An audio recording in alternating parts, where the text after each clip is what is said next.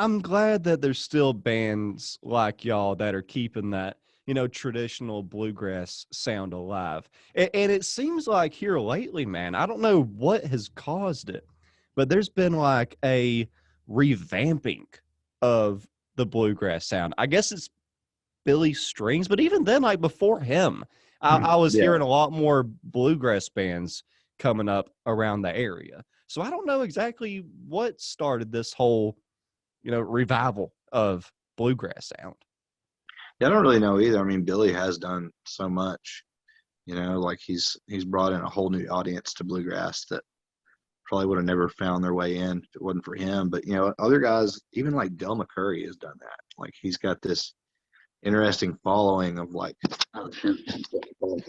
He's got this interesting following of like diehard traditional bluegrass fans, but also he can like pull in fans from the fish world and like the dead world, and you know, I don't know, what it is about those guys. They're just they got that magic. Yeah. Dell's Dell seems like one of those guys that everyone would like to know. You know, I think it's that way with like almost all bluegrass players. Like they just automatically seem like nice, down to earth people because it's such a like like a kind of a happy music form. Like I know that there's sad bluegrass songs, but even then they still kind of make you feel good. But oh, like yeah. you have to tap your foot. You have to do like some type of groove to it. It's almost like booty music, like booty acoustic music. I don't know. Yeah, dude, it's the old, I don't know what you call it. It's like got punk elements, and then it's got like the blues element, and it's the country boy blues basically. Yeah. It's kind of, I don't know, it makes you want to shake that thing a little bit. Yeah, man. Acoustic booty music. Yeah, it's got that booty hop in it. And it's almost I don't know like what the oldest art form of music would really be, but like that has to be up there. I Yeah, guess because like originated from folk, or I don't really know the history of bluegrass. That would be an interesting Google. yeah, it's like playing the rocks and then human voice, and then like move on down the line a little bit. Someone put a string on something, and not too much later, there's bluegrass. You know, Yeah. it's just a couple things removed from beating a rock together.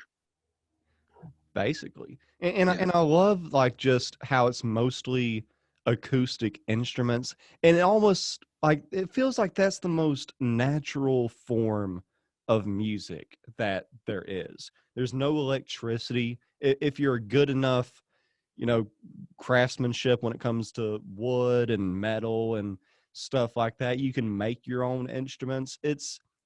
I don't know, man. Like it comes from the earth, it feels like. It's yeah, it's got a primal thing. The people who it comes from are like who originated the music. Talking about like Bill Monroe and the Stanley Brothers, specifically those guys. I mean, even Lester Flatt and Earl Scruggs were all like from very rural places, and were just kind of like working with what they had. They had banjos around, they had mandolins around, and they I don't even know what all they were listening to. I feel like Bill Monroe wasn't listening to much, but like blues and then fiddle. yeah. Like there was this blues cat named I can't think of his name right, Arnold Schultz, who Monroe was really inspired by, and also his uncle Penn, who was a fiddle player. And that's like the musical inspiration he had. And then he just took what he heard and kind of had a mandolin and like created this new art form that's very, it was very new and modern for the time, but also it had a very primal edge to it. Yeah. It's nothing like it, man. Man, that is a crazy thought that the first person to like start making music, whatever it sounded like, they had no inspiration. Yeah.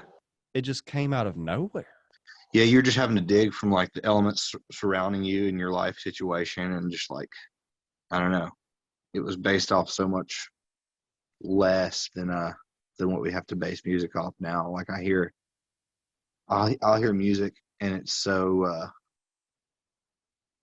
I just feel like I'll hear music and great music too, but like you'll hear so much of so many different artists' elements in the music. You know, you could turn on the radio station and hear some singer, and you'll hear, you know, hip hop elements and country elements and like rock and roll elements, jazz elements, all mixed with like, you know, within this one song. Music like old time music and old country and old bluegrass and old blues. It's like those people were just drawing from uh seems like more pure emotion than just actual musical influence. Yeah. If that makes any sense. So if you listen to those old recordings, like old field recordings of, you know, mountain music from like the, you know, North Carolina, Virginia, Eastern Kentucky area, Hmm. or like old blues from the Delta, it's almost got this uh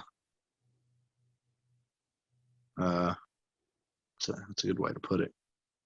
I don't know. Primal is like my favorite way I've ever heard it described because it makes so much sense to me. It doesn't sound it sounds old, and not just because the recording quality is old. It just sounds like the way that music was passed down for hundreds of years before it all started getting captured, you know. And Yeah.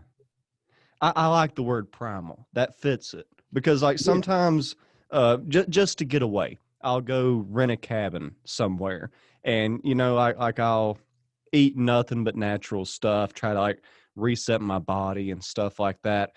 And the thought occurs that this is what I'm supposed to be doing. This is how life is supposed to be. It's almost like my mind and my body tells me, like, this is it. This is what you were born, the human body, the humans in general. This is the way that they were born to live, but society comes around and just messes that up. And that's the same feeling that I get whenever I listen to bluegrass. Is like, this is how real music is supposed to sound. Almost, I still love hip hop, I still yeah, love jazz and rock and all that, but there's me just, too.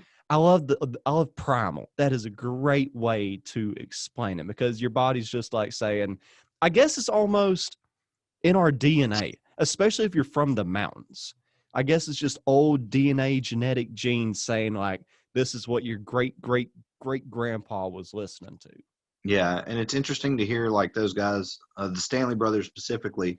Like I remember hearing them on a radio station when I was real young, and I hadn't really listened to a lot of bluegrass at the time, but just hearing them reminded me of like, you know, my mom's side of the family. Just the way they sang sounded like the way that my mom's side of the family talked. You know, from rural Arkansas, and their people came from Alabama and Kentucky. You know, and it's just there was like an ancestral connection when I first heard the really old bluegrass. It was like these people sound like they just got out of a field like digging taters kinda, or just like shoeing a horse, or, you know, building a cabin.